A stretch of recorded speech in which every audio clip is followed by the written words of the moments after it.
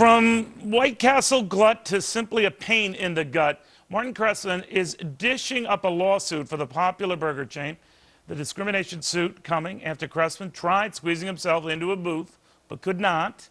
Turns out booths, like the one Cressman tried to get into, are regulated by the federal government, but that is not stopping his suit.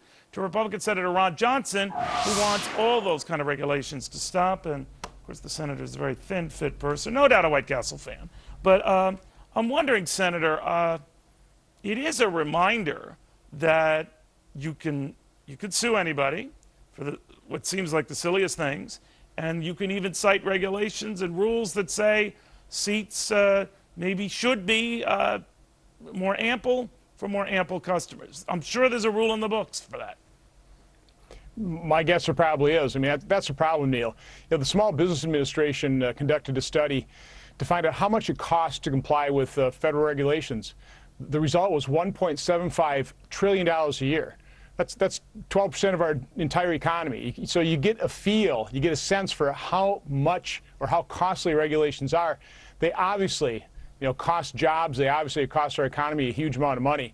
And my guess is every member of Congress, as they went home into their districts and states in the August recess, heard exactly what I heard. Business after business coming up to them and saying, please, get the government off my back. And this is really causing real harm. So that's why I put in a piece of legislation before the break, the Regulation Moratorium and Job Preservation Act of 2011.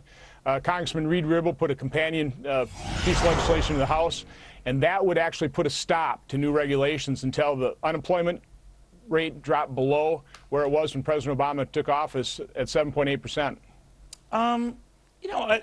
Every time I'm talking to him, I'm still thinking of the lunacy of this guy's White Castle suit, but it's part and parcel of the same story. And by that I mean we have these 25,000 pages of rules and regulations, and we had 10 a day, and there might be a rule on the books that says, the back of the chair must be X number of inches away from the edge of the table, and he or his lawyer might be able to cite that and get a lot of money.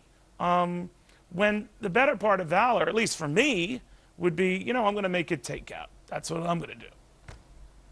Yeah, I mean, common sense should prevail at some point in time.